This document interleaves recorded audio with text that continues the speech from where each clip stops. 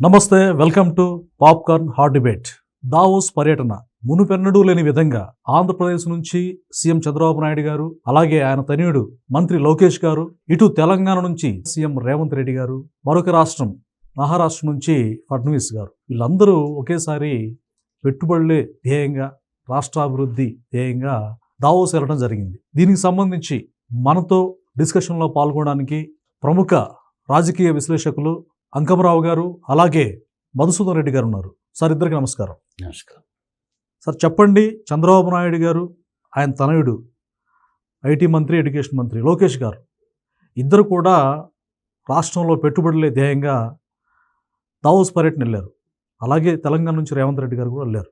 So ఈ Davos పర్యటన ఫలితం ఎలా ఉండబోతుంది?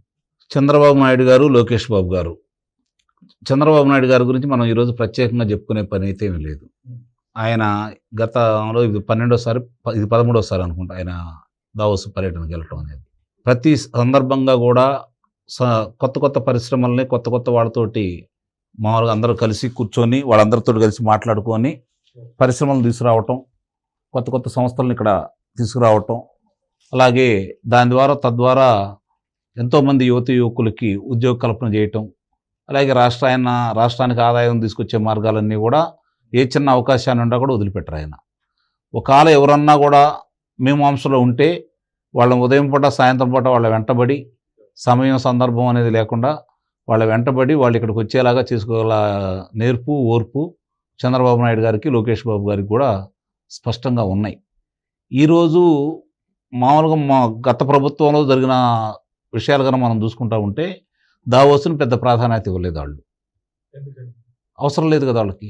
పరిశ్రమలు వచ్చి విద్యార్థులకి ఉద్యోగ అవకాశాలు కలగజేసి వాళ్ళు శక్తివంతులై ఆర్థికంగా వాళ్ళు నలుగురికి ఇంకా ఉపయోగపడే విధంగా ఉంటే వీళ్ళ మాట ఎవరు వింటారు? వీళ్ళు ఇచ్చే పథకాల మీద ఆధారపడాలా? యువకులు వీళ్ళు ఇచ్చే గంజాయి దాగి మత్తులో తేలి ఆడాలి.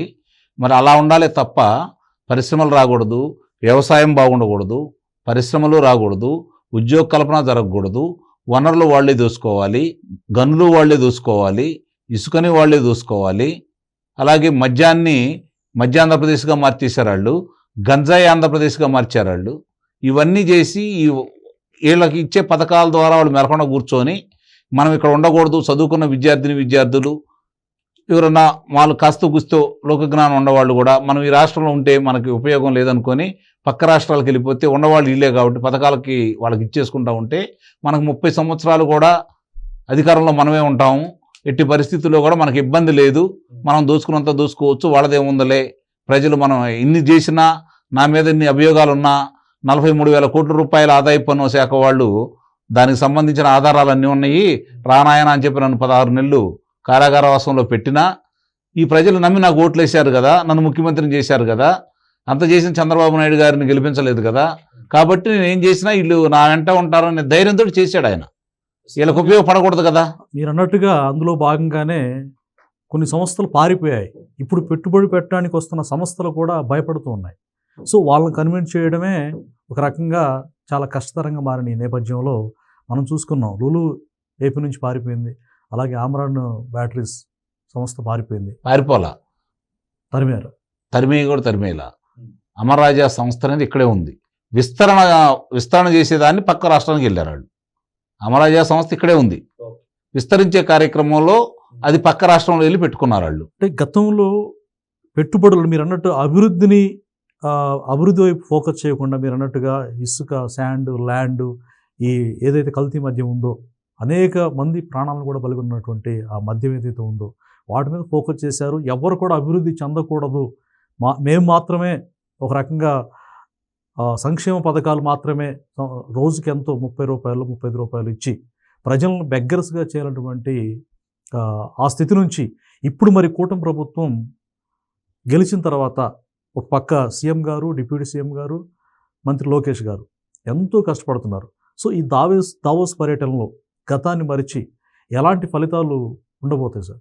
అంటే ఇప్పుడు మనకు వచ్చినటువంటి పరిశ్రమలు చూసుకున్నా కూడా టీసీఎస్ని తీసుకొచ్చుకున్నారు, అలాగే లోలుమాలు మళ్ళీ తిరిగి వచ్చేసింది. మొన్న జరిగినటువంటి ఒప్పందాల్లో భాగంగా కేంద్రం నుంచి 2,08,548 కోట్ల రూపాయలకు సంబంధించినటువంటి పనులు పూర్తి చేసిన కొన్ని ప్రారంభోత్సవం చేశారు. పనులు జరగాల్సిన దానికి సంబంధించింది ప్రారంభోత్సవం చేసుకుంటా శంకుస్థాపన చేసుకుంటా వెళ్ళిపోయారు. ఇప్పుడు సంబంధించినంత వరకు ఇప్పుడు ఉన్నటువంటి ఆంధ్ర రాష్ట్రానికి సంబంధించినటువంటి అభివృద్ధికి సంబంధించి కేంద్రం తన వంతు సహాయ సహకారాలు అందజేస్తూ ముందుగా రాజధాని, పోలవరం, విశాఖ ఉక్కు, అలాగే విశాఖలో రైల్వే జోను, అలాగే భోగాపురం ఎయిర్పోర్టు, రహదారుల విస్తరణ, మరి రైల్వే లైన్లు, వీటన్నిటి మీద కూడా దృష్టి పెట్టేసి అడిగిందే తడువుగా చంద్రబాబు నాయుడు గారు వాళ్ళు అవకాశాలు కలగజేస్తూ వచ్చారు. విశాఖ ఉక్కు నగరాన్ని తీసుకుంటా ఉంటే మనకి ఈరోజు 11,440 కోట్ల రూపాయలు ఇవ్వడం కూడా జరిగింది. మరి ఇది గతంలో ఎప్పుడన్నా జరిగిందా?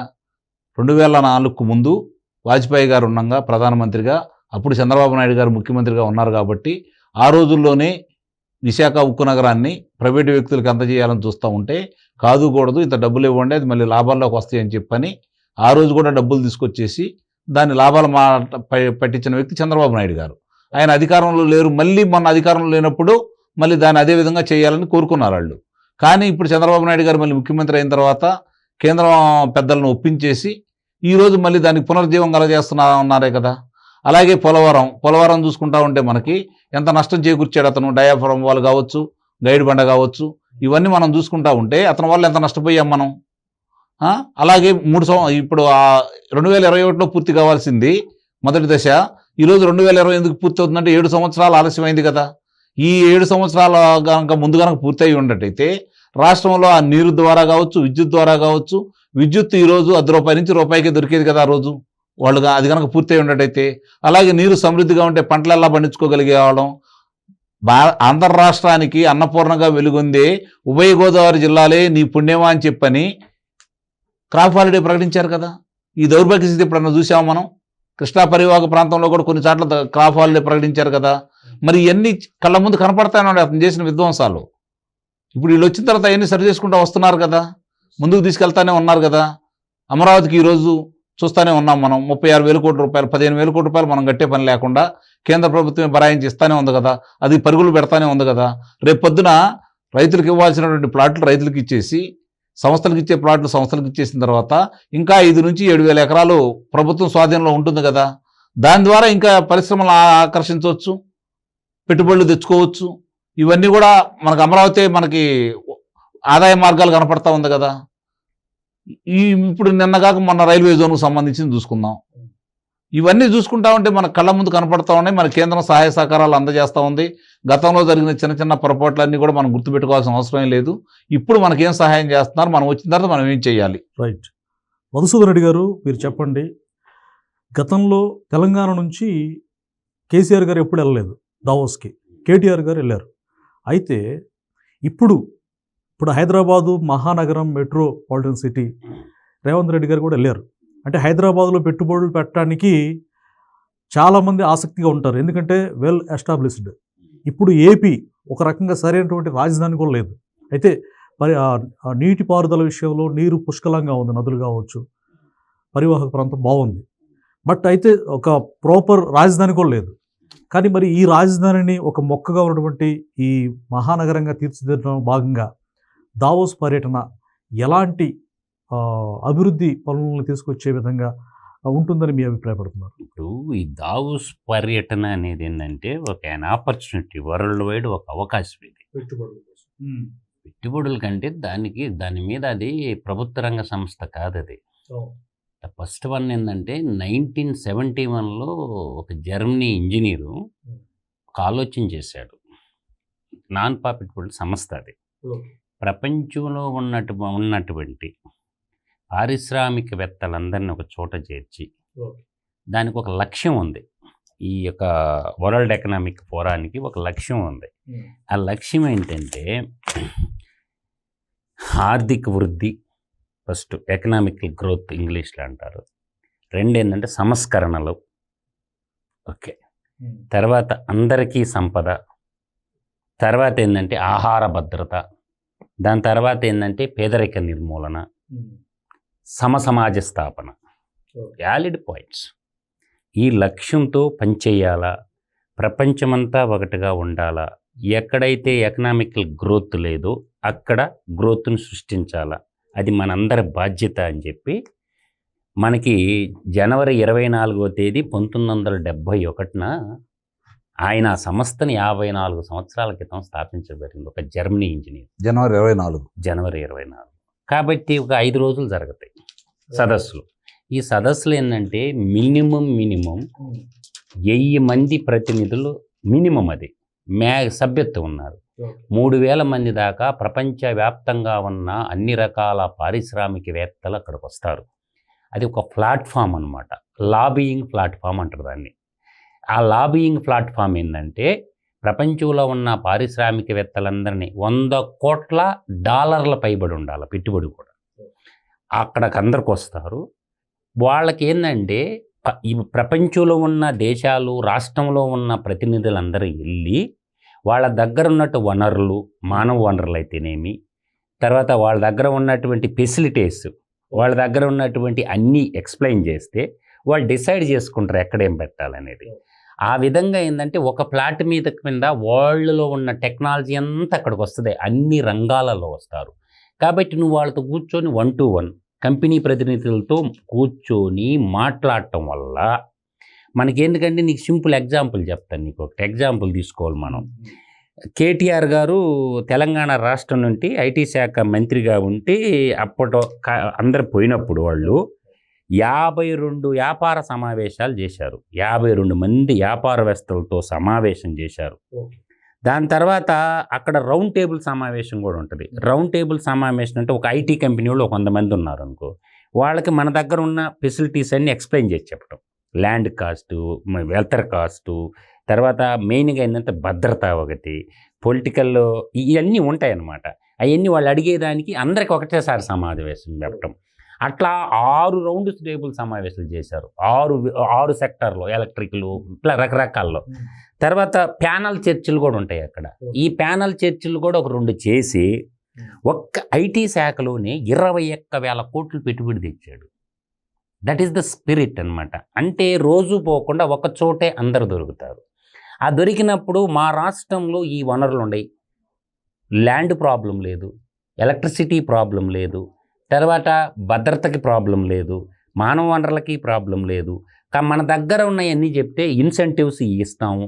ఇప్పుడు జగన్ ప్రాబ్లం ఉందని చెప్పేసి ఈ ఎవరైతే పెట్టుబడి పెట్టడానికి వచ్చే పారిశ్రామికవేత్తలు ఉంటారో వాళ్ళు భయపడుతున్న పరిస్థితి. నేను ఒక్క విషయం నేను చెప్తాను, ప్రతి వ్యక్తికి భయం ఉంటుంది, దాన్ని క్లారిఫికేషన్ చేసి చెప్పాల్సి ఉన్నది. ఇప్పుడు జలగని తీసి అవతల పాడి, ఈ జలగ మాట నా అక్కడ ఉచ్చరించొద్దు ఇంకెప్పుడు కూడా, వాడు అవుట్ ఆఫ్ ఆర్డర్.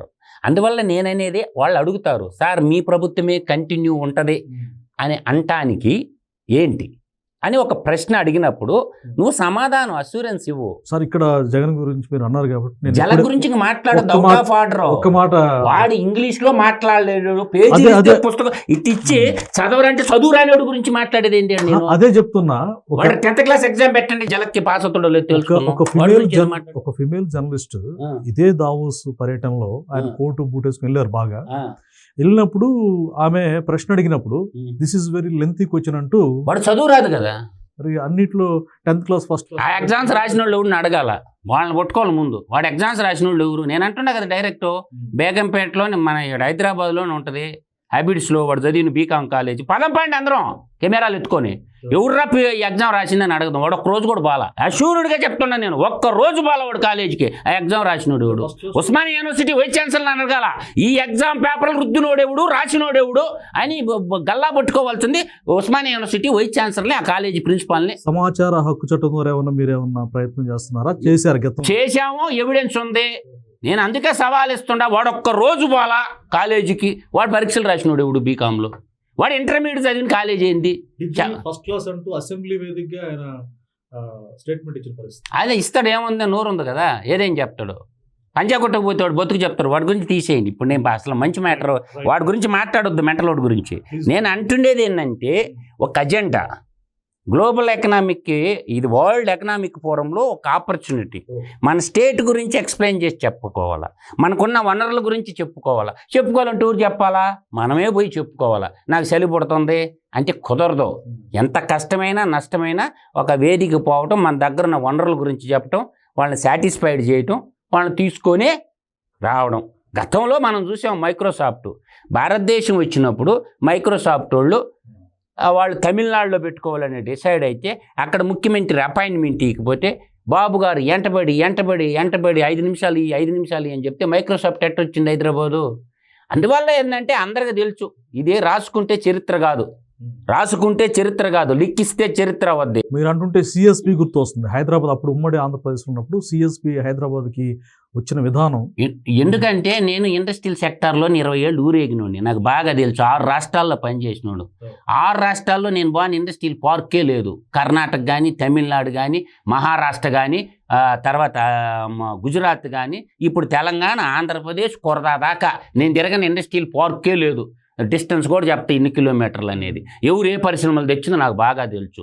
ఎందుకు డోలు కొట్టుకునేది, ఎవరు డోలు కొట్టాల్సిన అవసరం లేదు. ఒకటే మాట అందరి కళ్ళ ముందు అవుతుంది. బయోటెక్ పార్క్ శామీర్పేట బోండి ఎన్ని కంపెనీలు ఉంటాయి బయోటెక్ పార్కులో? దాన్ని సృష్టించింది ఎవరు? ఇవాళ కరోనాకి వ్యాక్సిన్ కనుక్కున్నది అక్కడే. ఇప్పుడు ఐటీ ఇండస్ట్రీస్ ఉంది, ఐఎస్బి బిజినెస్ స్కూల్ ఎవరు తెచ్చారు? ఎవరో ఒకరు పునాది వేస్తే దాన్ని ప్రతి ప్రభుత్వం మెట్టు కట్టుకుంటా పైకి పోవాలా. ఏ ప్రభుత్వం అయినా సరే, ఆ రోజు పివి నరసింహరావు గారు ఉన్నారు, హెల్ప్ చేసిండు, తప్పే ఉంది. 9 ఏళ్ళు ముఖ్యమంత్రిగా పనిచేసిండు చంద్రబాబు నాయుడు గారు. ఆ తర్వాత వచ్చిన ముఖ్యమంత్రులు కొనసాగించారు, తర్వాత వచ్చిన ముఖ్యమంత్రులు మళ్ళీ కొనసాగించారు. 30 ఏళ్ల పాటు చేస్తే హైదరాబాదు భాగ్యనగరం మన సౌభాగ్యనగరంగా మారింది. ఎంతోమందికి ఉపాధినిస్తుంది. ఇప్పుడు భాగ్యనగరం సౌభాగ్యనగరంగా మారడానికి 30 ఏళ్ళు పట్టింది. ఈలాగా పిచ్చోళ్ళలాగా లండన్ మందులు వేసుకునే వాళ్ళలాగా ఉంటే రాష్ట్రం సర్వనాశనం అయిపోద్ది. చెప్పబట్టుకొని అడుక్కునే స్థితికి తెచ్చిండు రాష్ట్రాన్ని. అన్ని వనరులు ఉన్నటువంటి రాష్ట్రంలో నాశనం అయిపోయింది రాష్ట్రం. ఇప్పుడు దావుసుకుపోతున్నారు. అక్కడ ఏం జరగద్దు, వెయిట్ అండ్ సీ. మన ఇండియా కంపెనీలు ఆ రోజు పోయింది ఎవరు తెలుసా? జగన్మోహన్ రెడ్డితో దావుసిపోయిన వాళ్ళ ఒక ఆయన ఎవరంటే చదువురాని, పేపర్ చదవలేని, ఎవడన్నా రాసిచ్చింది కూడా చదవలేడు. చదువు రాని, పేపర్ చదవలేని, అర్థమైందా? సీఎం పోయిండు. ఆడి పేరే వైఎస్ జగన్మోహిని రెడ్డి. తర్వాత ఎవరు పోయిండు? బొగ్గన రాజేంద్రనాథ్, వెల్ ఎడ్యుకేటెడ్, పిట్టకథల మంత్రిగా మిగిలిపోయిండు. ఆర్థిక మంత్రిగా చేయాలంటే పిట్టకథలు చెప్తాను ఆరంభించను. తర్వాత మన కోడిగుడ్ల మంత్రి మిగిలిపోయిండు, గుడివాడ అమర్నాథ్. తర్వాత వెల్ ఎడ్యుకేటెడ్ మన వెళ్ళాడు ఆ రోజు. లేదు అప్పుడు 2000 నేను చెప్పింది ఏంటంటే అప్పుడు పోయిండు. మీకు ఏం జరిగిందంటే ఆ సదస్సుకు పోయిండు జగన్మోహన్ రెడ్డి అమ్ముడు పోయిండు. ఆడికి పోయి చలికి తట్టుకోలేక వచ్చేసిండు. 2022 డేట్ కూడా చెప్తా. చలికి తట్టుకోలేదంటున్నారు, ఆయన కోట్ వేసుకుని వెళ్ళారు. కోట్లు బాగానే ఉంటాయి చలి కోట్లు. నీకేంటంటే మే 22 to 26 2022లో జరిగింది 5 రోజుల సదస్సు. దాంట్లో మే 23వ తేదీన వైద్య రంగం మీద, మే 24వ తేదీన విద్యా నైపుణ్యం మీద, మే 25న డీసెంట్రలైజేషను. ఆడ డీసెంట్రలైజేషన్ నేర్చుకొని వచ్చాడు 3 రాజధానులు అన్నది. ఆ నేర్చుకున్నది అది. దాన్ని వర్గాలు కూడా ప్రగతి సాధించారు.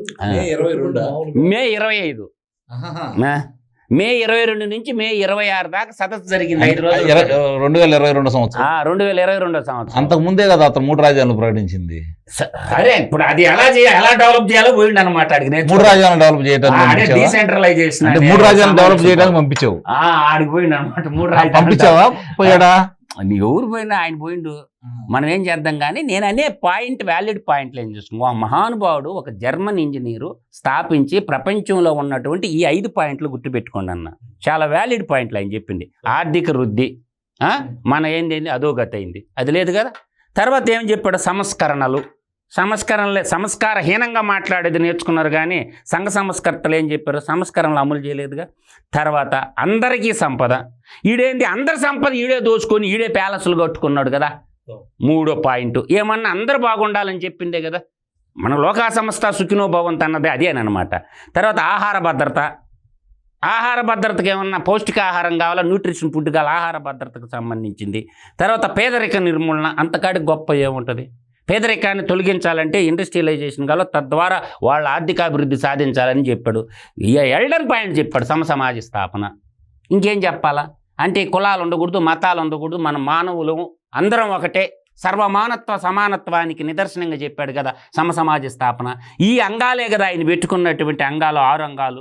ఈ 6 అంగాలతోనే ముందుకు పోవాలా. ముందుకు పోవాలంటే ముందేంది, ఎకనామికల్గా గ్రోత్ రావాలా. గ్రోత్ రావాలంటే ప్రపంచంలో ఉండాలందరూ ప్రాధేయపడింది, రండయ్యా ప్రపంచాన్ని అంతా బాగు చేద్దాము, ఎక్కడ అభివృద్ధి లేదో అక్కడ పరిశ్రమలు పెట్టి అక్కడ అభివృద్ధి చేద్దామన్న సంకల్పంతో పెట్టాడు కదా. ఎక్కడో ఒక జర్మనీ ఇంజనీరు ఆలోచనలో పుట్టినటువంటి ఒక సంస్థ. ఇదేంటి లాబియింగ్, దేశాలకి ఆ సంస్థకు మధ్య లాబియింగ్, రాష్ట్ర ప్రభుత్వాలకి దానికి మధ్య మధ్యవర్తిగా ఉంటారనమాట, ప్రాఫిట్ లేని సంస్థ. రాజకీయాల్లో సుదీర్ఘ అనుభవం కలిగినటువంటి ముఖ్యమంత్రిగా ఉన్న చంద్రబాబు నాయుడు గారు లాబియింగ్లో ఆయన యొక్క ఎక్స్పీరియన్స్ ఏ విధంగా తోడ్పడుతుంది, ఆయన ఎలాంటి లాబింగ్ చేయగలరు? నేననేది చంద్రబాబు నాయుడు గురించి ప్రపంచానికి తెలుసు, మనం చెప్పబడలే. ఆయనకి ఏం చేయాలా, ఎలా చేయాలా. ఇప్పుడు జపాను మనం 2025లో మనం ఉంటే మాణిక్యం గారు, జపాన్ 2054లో ఉంది. బాబు గారు ఆలోచనలు కూడా అలాగే ఉంటాయి. అప్పుడు ఇజన్ 2020 అంటే ఏం చెప్పారు, 420 అన్నారు బాబు గారిని. దాని ఫలితాలు వచ్చినాయా లేదా? ఇప్పుడు 2047 అంటే అప్పుడు దాకా సచ్చేటోడు బతికట్టాడు ఆవుడు అంటుండ ఒకడు. అందువల్ల ఏంటంటే 2047 అంటే భావితర బిడ్డల భవిష్యత్తు కోసము బాటలు వేయాల. ఈ రోజు వేసేటటువంటి పునాదులు రేపు భవిష్యత్తు తర బిడ్డలకి జీవితాలు బంగారమయం కావడానికి వేస్తారే తప్ప ఇవాళ నేనదే భాగ్యనగరం మనందరూ సౌభాగ్యనగరం ఎలా అయింది, ఆ రోజు ఫౌండేషన్ వేయబట్టి కదా. ఇవాళ భాగ్యనగరం అందరూ సౌభాగ్యనగరం, ఒరిస్సా నుంచి ఉత్తరప్రదేశ్ నుంచి ఎంతమంది వచ్చి బతుకుతారు రేడా, హైదరాబాద్ మహానగరంలో, రాయలసీమ నుంచి, ఆంధ్ర నుంచి, కర్ణాటక నుంచి వేల మంది, మహారాష్ట్రాలు కూడా కీ కడుతున్నారు హైదరాబాద్కి, అన్ని రంగాల్లో ఉన్నారు. అందువల్ల నేనంటే పునాది రాయేసిన వాళ్ళు ఎవరు, దాన్ని నిలబెట్టుకోవాలి కదా. అంటే నేను 2047 అంటే అప్పుడు దాకా బతికేటోడు ఈడు ఉంటాడా అప్పుడు దాకా? మీరు ఒక మంచి వ్యాలిడ్ పాయింట్ చెప్పారు. జపాన్ గతంలో మనం చరిత్ర చూసుకుంటే కనుక హిరోషిమా నాగసాకి మీద అనుభవం వేసినప్పుడు మొత్తం బూడిదైపోయింది. అక్కడి నుంచి శూన్యంలో నుంచి ఈరోజు మీరు అన్నారు ఇందాక 54లో 2054 సంవత్సరాలు ముందున్నారని. సో అలాగే ఏపీ కూడా ఇప్పుడు జగన్మోహన్ రెడ్డి పాలనలో డిస్ట్రాయ్ అయినప్పటికీ అత్యద్భుతంగా జపాన్ స్ఫూర్తిగా అభివృద్ధి చెందే అవకాశం ఉందంటారా? ఎందుకు లేదు మాణిక్యం, బంగారంటి వనరులు ఉన్నాయి. తెలుగు బిడ్డలంటే తెలుగు కల్లోళ్ళు. ఏమి తక్కువ ఉంది ఆంధ్ర నేలకి, ఏమి తక్కువ ఉంది నేను అంటున్నా.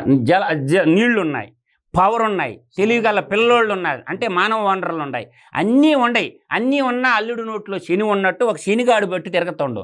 ఆ శనిగాడి పేడ వదిలించుకుంటే సుఖ సంతోషాలుగా ఉంటారు. అందువల్ల ఏంటంటే ఈ కులపిచ్చి ఎక్కువైపోయింది. ఈరోజు మీరు నచ్చినా నచ్చకపోయినా రాష్ట్రంలో కులపిచ్చి కులకుల గోళ ఎక్కువైపోయింది. ఆ కులపిచ్చి నుంచి బయటపడాలా, మత పిచ్చి నుంచి బయటికి రావాలా. వీఆర్ వన్, మా రాష్ట్రం బొస్టు మన దేశం. జననీ జన్మభూమిచ్చ స్వర్గాదపి గరియేసి అన్నాడు పెద్ద ఆయన ఎన్టీ రామారావు గారు బొబ్బిలిపులి సినిమాలో.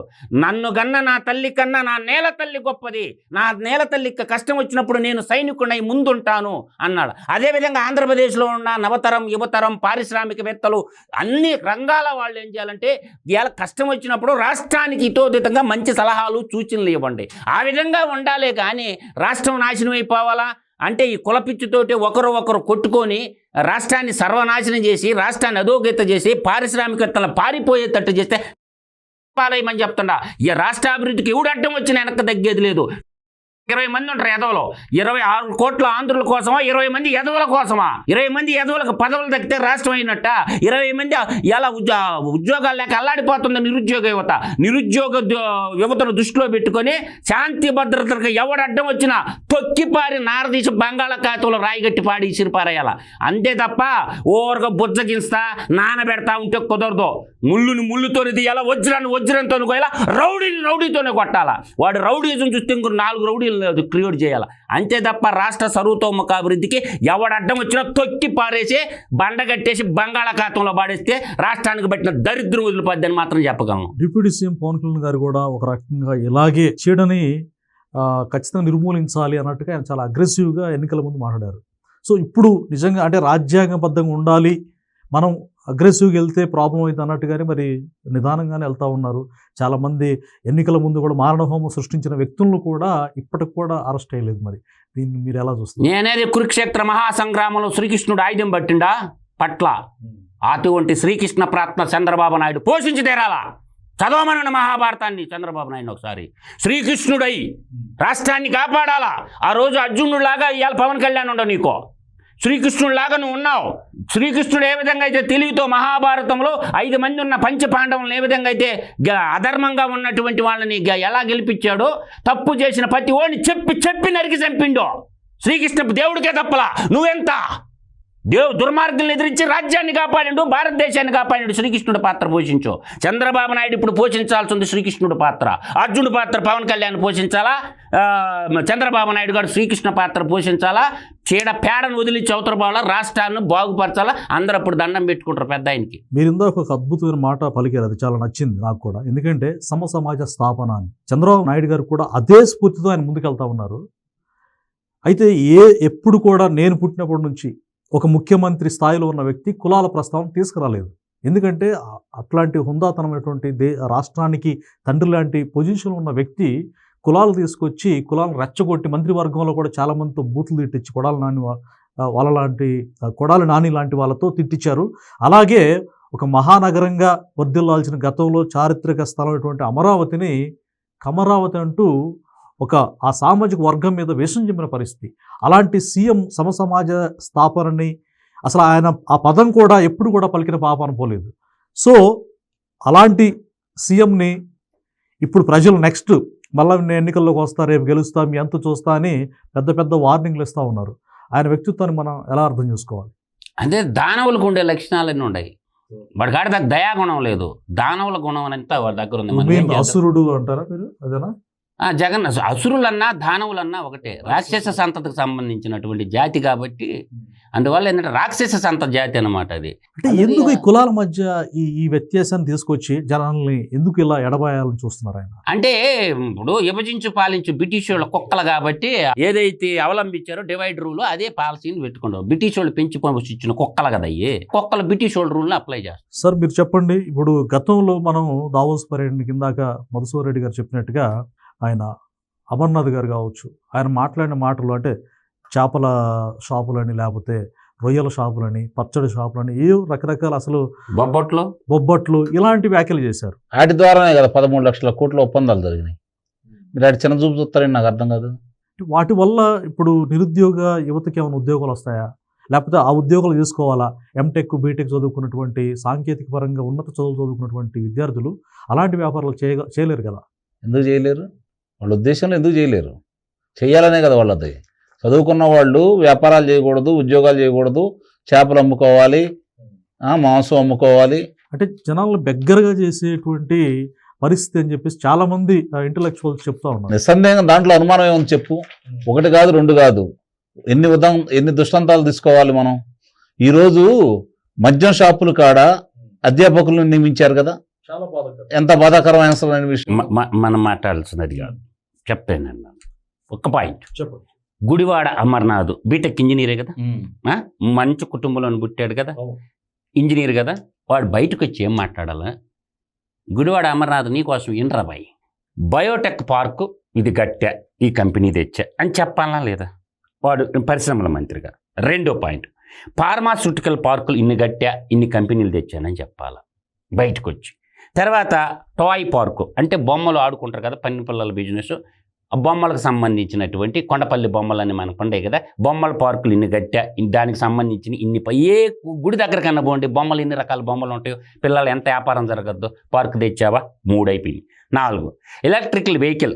ఇవాళ తెలంగాణలో హైదరాబాద్ మన భాగ్యనగరం మనందరూ సౌభాగ్యన ఎలక్ట్రికల్ బస్సులు జరుగుతుంటే ఎంత కార్లు పోయినట్టుంది, ఫ్లైట్లో పోయినట్టుండే. ఆ బస్సులకు సంబంధించి ఏమన్నా తెచ్చావా? ఇది చెప్పాలా. తర్వాత 5 సెమీ కండక్టర్ పరిశ్రమకు సంబంధించి అసలు ఉందని నీకు తెలుసా? 45 లక్షల కోట్ల టర్నోవర్ ఉంది భారతదేశంలో సెమీ కండక్టర్ పరిశ్రమ. కేవలం 150 కోట్లు ఇండియా పోయిడతాను. గుజరాత్ పోయింది కదా డోలోవెరాకి 91,000 కోట్లు. ఇప్పుడు టాటా కంపెనీ వాళ్ళు తైవాన్ కంపెనీ జాయింట్ వెంచర్ తాడబెట్టిన ఎందుకు అడగలేదు మోడీని? ఎందుకు తీసుకురాలేకపోయినావు? మాకు ఇవ్వండి అని ఎందుకు అడగలేకపోయినావు? ఢిల్లీ పోయినప్పుడల్లా వంగి దండం పెట్టి నా ఈడీ సిబిఐ కేసులని వంగి కాళ్ళు పట్టుకుంటుంటివి. ఏడేమే పులివందల పోటుగాళ్ళవి, పులివందల పిల్లేమంటివి. తర్వాత ఇంకోటి చెప్తా, డిఫెన్స్ అండ్ ఏరోస్పేస్కి సంబంధించి ఒక్క పరిశ్రమ తేగలిగినాడు కేంద్ర ప్రభుత్వం మాట్లాడి. డిఫెన్స్ రంగంలో ఎన్ని ఉన్నాయి, ఏరోస్పేస్ రంగంలో ఎన్ని ఉన్నాయి, ఓకే అది అయిపోద్ది. ఫుడ్ ప్రాసెసింగ్ సంబంధించి ఆయన మేనిఫెస్టోలోనే ఉంటుంది, రైతు భరోసాలో చూడండి, నియోజకవర్గానికి ఒకటి పెడతానని చెప్పిండు. ఒక్క నియోజకవర్గంలో ఒకటి పెట్టినవాడు అంటారు నువ్వు. తర్వాత లెదర్ పార్కు. లెదర్ అంటే ఏంటి? ఇవాళ లెదర్ బ్యాగులు కానీ, పర్సులు కానీ, బెల్ట్లు కట్టుకునే బెల్ట్లు కానీ, ఈ లెదర్కి సంబంధించిన స్కూల్ పిల్లలకి ఇచ్చే షూలు కానీ, ఇవన్నీ పరిశ్రమకి లెదర్ పార్కు. ఏడన్నా ఒక్క పరిశ్రమ తెచ్చావా లెదర్ టెక్నాలజీకి సంబంధించి? ఇంకా అవన్నీ నేను ఇంకా చెప్తా, ఇంక 2 ఉన్నాయి, అయ్యే చెప్పని నన్ను మధ్యలో దొరకండి. తర్వాత టెక్స్టైల్ పార్కు. ఇవాళ ప్రతి ఓడు బట్టలు వేసుకోవాలిగా, ఒక్క టెక్స్టైల్ పరిశ్రమ తెచ్చావా నీ బతుక్కి? ఒక్కటే. ఇలా గుంటూరు జిల్లాలో పత్తి అధికంగా పండుతుందా లేదా? కాబట్టి కాటన్ అండ్ రా మెటీరియల్ అందుబాటులో ఉంది కదా, థ్రెడ్ తయారు చేసి థ్రెడ్డింగ్ మిల్లు పెట్టి బట్ట తయారు చేసేది పెడితే నీకు రిలయన్స్ వాడు స్నేహితుడే కదా, ఎంఎల్ స్టోర్ వాడు కొంద కదా, వాళ్ళ మొట్టమొదటి వ్యాపారం అదే కదా, వాడి చేత ఎందుకు పెట్టి లేకపోయినావు? ఎంఎల్ డిగ్జామ్ అని, ఎంఎల్ అని ఇవన్నీ ఉన్నాయి కదా, యుఎస్ఏ పోలో అని రకరకాలు చూస్తుంటాం కదా. పక్కనున్న బంగ్లాదేశ్ పోతున్నారే అమెరికా కంపెనీలు, మనకి ఎందుకు తేలేకపోయినావు? ఒకటి. తర్వాత స్పెసిఫిక్ ప్రోడక్ట్ ఏమన్నా అనుకోండి, స్పెసిఫిక్గా ఇట్లా ఇండస్ట్రియల్. తర్వాత డ్రోన్ మ్యానుఫ్యాక్చరింగ్ టెక్నాలజీ చాలా ఇంపార్టెంట్. ఈరోజు డ్రోన్ మ్యానుఫ్యాక్చరింగ్ కానీ, రోబోమాటిక్స్ కానీ నువ్వు తీసుకొచ్చగలిగినవా? నేను అంటుండేది ఏంటంటే, అసలు నువ్వు పార్కులు డెవలప్మెంట్ చేసినవా? ఇవన్నీ ఉండాలంటే ఇంకో 10 బేస్ పాయింట్లు ఉంటాయి. ఇవన్నీ చెయ్యాలంటే 10 బేస్ పాయింట్లు ఉంటాయి. ఈ 10 బేస్ పాయింట్లు ఏముంది? రోడ్స్, మనం జలగలు పెంచుకోవాల్సి ఉండే, రోడ్లు గుంటలు పడి రోడ్లే పోయిపోతుంది. తర్వాత సెవేజీ, ఇవాళ పరిశ్రమ పెట్టాలంటే సెవేజ్ ఆడ నుంచి పోవాలా? సెవేజ్ ట్రీట్మెంట్ ప్లాంట్లు ఎన్ని కట్టినవు? తర్వాత ఎలక్ట్రిసిటీ లైన్స్కి సంబంధించిన నీ బతుకేంది? ఎన్ని ట్రాన్స్ఫార్మర్లు పెట్టినవు? ఎలక్ట్రిసిటీకి సంబంధించిన ఎంత డెవలప్మెంట్ చేసినావు? ఉన్న పీపీఏ కంపెనీలు బారిపోయా. తర్వాత వాటర్ కనెక్షన్ ఫెసిలిటీసు, ఎన్ని డ్యాములు నిర్మాణం చేసినవు? ఎంత స్టోరేజ్ కెపాసిటీ పెంచినవు? మనం ఉన్న కాలంలో కొట్టుకొని పోయా, గుళ్ళకమ్మ పోయా, అన్నమయ్య పోయా, పోలవరం గోదాట్లో ముంచా. తర్వాత గేట్లే కొట్టుకొని పోయి, గిరిజి బెట్టక పులిచెంతలతో గేట్లు కొట్టుకొని 45 టీఎంసీలు పోయా, గుళ్ళకమ్మ కొట్టుకొని పోయి 3 టీఎంసీలు నీళ్ళు సముద్రపాలు 2 సార్లు పోయా, అన్నమయ్య ప్రాజెక్టు కొట్టుకొని పోయి 39 మంది చచ్చిపోయా, డ్యాములు వేసిపోయా. చెయ్యూరు రిజర్వాయర్ కడపలో ఉంటుంది. తర్వాత న్యాచురల్ గ్యాస్ పైప్ లైన్ పరిస్థితి ఏంది? ఎన్ని కిలోమీటర్లు వేసిను? ఇవి చెప్పాలి కదా నువ్వు. ఇవన్నీ మౌలిక వసతులు అంటారు నేను చెప్పేవన్నీ కూడా. తర్వాత యుటిలిటీ సర్వీస్ అంటే ఫైర్ సేఫ్టీకి సంబంధించినటువంటి ఏమేమి ఉంది నీ కాడ? ఎక్విప్మెంటు. స్కిల్ డెవలప్మెంట్ సెంటర్ పెద్ద ఆయన తెచ్చాడు పెడితే స్కిల్ని కిల్లు చేసి పారేసి దాన్ని స్కామ్ అంటివి ఎత్తుకొని పోయి దొంగ డాక్యుమెంట్లు తయారు చేసి ఆయన జైల్లో పెడితే 53 రోజులు నువ్వు లండన్లో ఉన్నట్టు.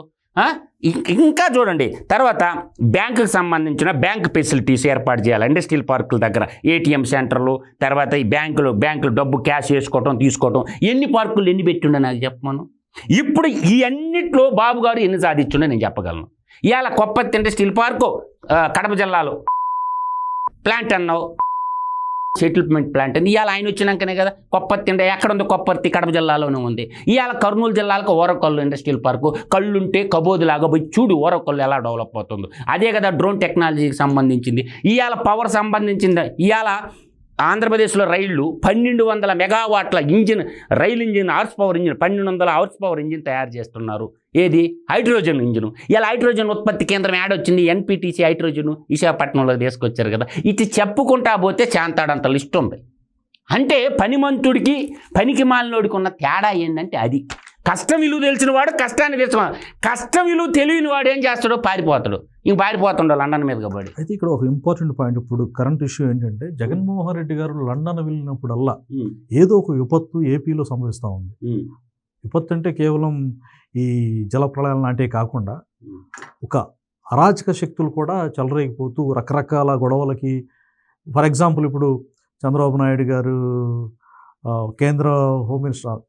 కేంద్ర మంత్రి వర్గంలోకి వెళ్తారని, పవన్ కళ్యాణ్ గారికి సీఎం పదవి ఇవ్వాలని, అలాగే ఇవన్నీ గాలి మాటలు నాకు అడుగుద్దు. లండన్ వెళ్ళిన తర్వాత ఇలాంటివి వస్తున్నాయి. ఇవన్నీ గాలి వార్తలు. వాళ్ళకి ఒక పక్షి ఛానల్ ఉంది, ఒక పక్షి మీడియా ఉంది. వాళ్ళు రాసుకోవడానికి ఒక పక్షి పేపర్ ఇచ్చిండు, చూసుకోవడానికి పక్షి ఛానల్ ఒకటి ఇచ్చిండు. వాళ్ళు రాసుకున్న రాతలను ఎవరు నమ్మటానికి సిద్ధంగా లేరు. అది ముడ్డి దుడుచుకొని కూడా పనికిరాదు ఆ పేపర్. దానికి టాయిలెట్ పేపర్, దాని గురించి దాంట్లో రాసి నువ్వు నన్ను అడగతావు. ఏదన్నా ఈనాడు లాంటి పేపరు, హిందూ లాంటి పేపర్ ఆర్టికల్ ఏమన్నా ఉంటే చెప్పు, మాట్లాడతాం.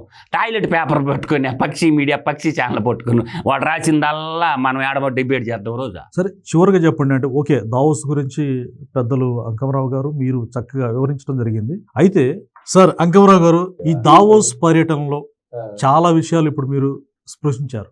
అయితే ఈ పెట్టుబడులు మొత్తం కూడా ఏపీకి వచ్చిన తర్వాత ఎలాంటి అభివృద్ధి కార్యక్రమాలు చేపట్టే అవకాశం ఉంది? మీ విశ్లేషణలో ఏపీని మనం ఫ్యూచర్లో ఎలా చూడవచ్చు అంటారు? అభివృద్ధి చెందాలి అంటే మౌలిక వసతులతో పాటు ఇందాక చాలా వివరంగా చెప్పాడు కదా మధు. ఆ వసతులు ఏర్పాటు చేయడానికి చంద్రబాబు నాయుడు గారు గతంలో చేశాడు. ఇప్పుడు ఇంకా విస్తృతంగా చేయడానికి ఆయన ఏర్పాట్లు చేస్తూ ఉన్నాడు. జలహారతల భాగంలో అదే కదా ముఖ్యంగా. విద్యుత్ కావచ్చు, నీరు కావచ్చు, సమృద్ధిగా అందరికి అందితే ఎన్ని అద్భుతాలు సృష్టించాలో మనకు తెలిసిన విషయమే. ఇప్పుడు వచ్చే పెట్టుబడుల్ని సద్వినియోగం చేసుకొని పారిశ్రామిక రంగాన్ని ఎలా పురోగమనం చేయాలనేది వాళ్ళ తండ్రి కొడుకులకి మనం ప్రత్యేకంగా చెప్పాల్సిన అవసరం లేదు. దానివల్ల ఇప్పుడు గతంలో చంద్రబాబు నాయుడు గారు ఎన్నికల ముందు ఒక హామీ ఇచ్చాడు, 4 Pలు.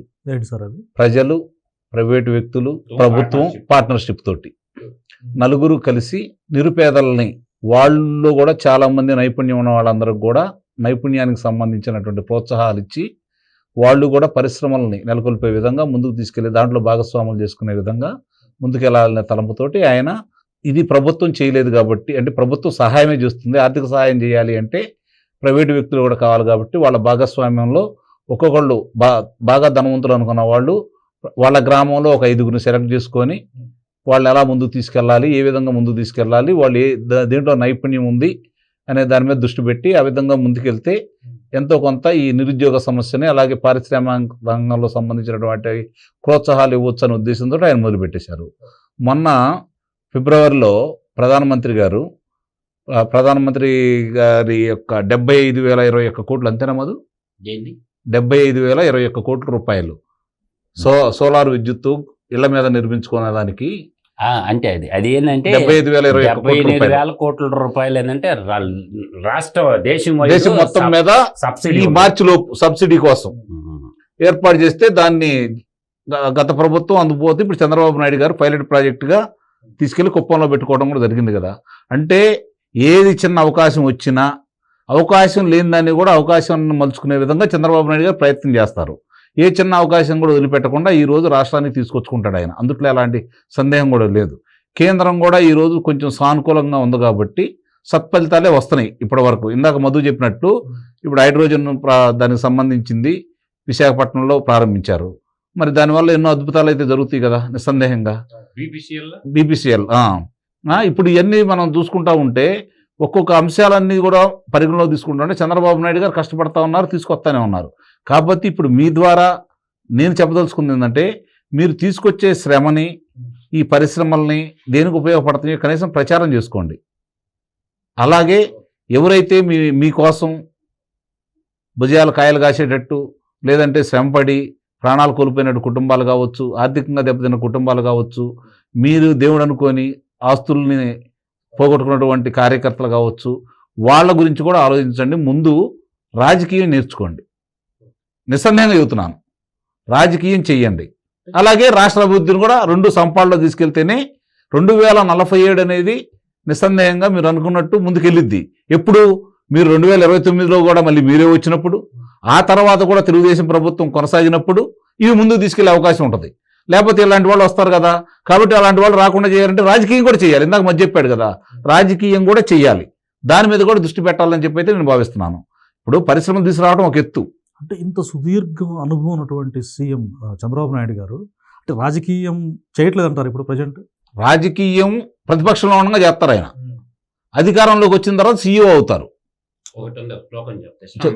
ఒక్క నిమిషం, అధికారంలోకి వచ్చిన తర్వాత ఆయన సీఈఓ అవుతాడు. ఇప్పుడేంటి, ఈరోజు 2014 నుంచి 2019 వరకు ఏం తప్పు చేశారని ప్రభుత్వం ఓడిపోయింది? స్థానిక నాయకులు, స్థానిక శాసనసభ్యులు మీరు చేసిన మంచి కావచ్చు, పరిశ్రమల గురించి కావచ్చు చెప్పుకోలేకపోవటం, అవతల వాడు చేసిన దుష్ప్రచారాన్ని తిప్పికొట్టలేకపోవటం. అవునా? ఇన్ని జరిగినాయి కదా. మరి ఇప్పుడు మళ్ళీ ఈరోజు మీరు అధికారంలోకి వచ్చిన తర్వాత అలాంటి పునరావృతం కాకుండా ఉండాలి అంటే తీసుకోవాల్సిన జాగ్రత్తలు మీరు తీసుకోవాలని చెప్పని, దానికోసం రాజకీయం చేయమని. రాజకీయం చేయాలి అంటే ఈరోజు నువ్వు 1995 సెప్టెంబర్లో నువ్వు పార్టీ నీ చేతిలోకి వచ్చింది అంటే 30 సంవత్సరాలు అవుతా ఉంది. పనిభారం పడతా ఉంది. మీరు పనిభారం తగ్గించుకోండి, పని మంత్రులను ఏర్పాటు చేసుకోండి. సార్ ఇప్పుడు మీరు చాలా విషయాలు అంటే ఆయన విజన్ ఏంటో క్లియర్గా క్రిస్టల్ క్లియర్గా వివరించి చెప్పారు. చంద్రబాబు నాయుడు గారు ఇప్పుడు దావోస్ కావచ్చు, ఈ సందర్భంగా అంటే ఎవరెవరికి ఏ స్కిల్ ఉంది మొత్తం అందరూ డెవలప్ కావాలి, ఆంధ్ర ప్రజలందరూ కూడా సస్యశ్యామలంగా సుభిక్షంగా ఉండాలనేటువంటి దృక్కోణం ఆయనలో మనం చూస్తున్నాం. కానీ ఎప్పుడు కూడా ఇలాంటి స్కిల్స్ మీద, స్కిల్ డెవలప్మెంట్ మీద ఫోకస్ చేయకుండా ఓన్లీ సంక్షేమ పథకాలు మాత్రమే ప్రస్తావిస్తూ 98.9 అని 99.9 అని ఇట్లా ఆయన కేవలం సంక్షేమ పథకాలు. ఒక రకంగా అమ్మ ఒడి తీసుకుంటే సార్, మనిషికి రోజుకి పడేది ఆ స్టూడెంట్కి 30 రూపాయలు 35 రూపాయలు. అంటే వీటి వల్ల ప్రజలకు ఎలాంటి ఉపయోగం ఉండదు. ఒక ఎంప్లాయ్మెంట్ లేకుండా నాడు నేడు అంటూ మంత్రులు, స్థానిక ఎమ్మెల్యేలు దోచుకున్న పరిస్థితి మనం చూసాం. అంటే సంక్షేమ పథకాలనే హైలైట్ చేస్తూ మీకు బెగ్గర్స్ అయితే నేను ముష్టేస్తున్నాను అంటూ ప్రజలను ఒక రకంగా అనాగరికులుగా పరిగణించి విచ్చలవిడిగా రాష్ట్రం అధోగతి పాలవడానికి కారణమయ్యారు. అంటే ఎందుకని ఆయన అసలు అందరూ డెవలప్ చెందాలి అనేటువంటి ఆలోచన మాజీ సీఎం గారికి ఎందుకు కొరవడింది? అందుకే కదా 151 నుంచి 11 తీసుకొచ్చారు, 140 స్థానాలు బాల్చి దన్నేశారు కదా.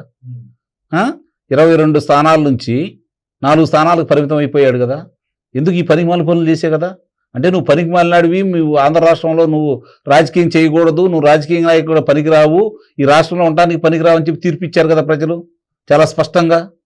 ఇంకా దాని గురించి మనం మాట్లాడుకునేది ఉంది. అన్ని తప్పులు చేశాడు కాబట్టే కదా ప్రజలు ఆ విధంగా శిక్షించింది. అప్పుడు కూడా రియలైజ్ అవ్వకుండా నేను అన్ని కాకూడదనే మనం కోరుకోవాలి. ఇప్పుడు కూడా మళ్ళీ అలాంటి వాడు రిలైజ్ అయ్యారని చెప్పి మళ్ళీ ప్రజలను నమ్మించి కలబల్లి కబుర్లు చెప్పి ఒగలేడుపులు ఏడ్చి ఈరోజు అప్పుడేమో తండ్రి లేడు, ఇప్పుడు నాకు తల్లి లేదు, చెల్లి లేదు, ఇంకో చెల్లి లేదని చెప్పి మళ్ళీ బజార్కి వచ్చేసి ఒగలేడుపులు ఏడ్చి ఓట్లు సంపాదించుకొని మళ్ళీ ప్రజల్ని నమ్మించాలంటే ప్రజలు నమ్మడానికి సిద్ధంగా లేరు. అర్థమైందా? ఏ రోజు కూడా ఈ రోజు ప్రజలు ఒక నిర్ణయానికి వచ్చారు. పరిపాలన అంటే ఏంటో చూశారు. అంతకుముందు అతను పరిపాలన ఏంటో తెలియదు, పరిపాలన చూశారు. చూసిన తర్వాత మళ్ళీ అతని కలిసి మొగ్గు చూపే ప్రశ్న అంటూ లేదు. కాబట్టి ఆ రోజున మీరు మర్చిపోండి, ఆ పేరు ఇంకెక్కడ ఉచ్చరించొద్దు, ఆ పార్టీ పేరు గురించి కూడా మీరు మాట్లాడొద్దు. మధుసూదన్ రెడ్డి గారు మీరు చెప్పండి, ఈ 5 ఏళ్ళు కూటమి అంటే అలయన్స్ పెట్టుకొని టీడీపీ, జనసేన, బీజేపీ అలయన్స్ ఒక సక్సెస్ఫుల్గా అందరు కష్టపడుతున్నారు. సీఎం గారు, డిప్యూటీ సీఎం గారు, ఐటీ అండ్ ఎడ్యుకేషన్ మినిస్టర్ గారు ఎంత కష్టపడుతున్నారో మనం చూస్తున్నాం. అయితే ఈ 5 ఏళ్ల తర్వాత నెక్స్ట్ ఎన్నికల కల్లా ఏపీ అభివృద్ధి, పురోభివృద్ధి ఎలా ఉండబోతుంది? మీ విశ్లేషణ ఏంటి దీని మీద? నేను ఒక్క మాట చెప్తాను సార్. జగన్మోహన్ రెడ్డి అనేవాడు జీవితకాలం సెటిల్మెంట్ ఇచ్చాడుకి. నువ్వు కానీ మళ్ళీ కానీ ముఖ్యమంత్రి అయితే నా తల తీసి గిఫ్ట్గా ఇస్తారా? నువ్వు మగాడవైతే మాట మీద నిలబడు. నీ చెప్తానే ఉండ, వాడు మగాడైతే అన్నట్టుండ. నువ్వు జీవితకాలం ట్రై చేయరా. నేను బతికున్నంత కాలం నువ్వు కానీ ముఖ్యమంత్రి అయితే నీ రాసిస్తా ఆంధ్రప్రదేశ్ ప్రజలకి. ఈ పెద్ద కంటి రెడ్డి బతికున్నంత కాలం వాడిని ముఖ్యమంత్రి కానిచ్చే ప్రసక్తే లేదు. జరగని పని జరగనీని కూడా. ఇది ఈరోజు డిబేట్లో పార్టిసిపేట్ చేసినటువంటి అంకమరావు గారికి అలాగే మధుసూదన్ రెడ్డి గారికి ఇద్దరు కూడా నమస్కారం.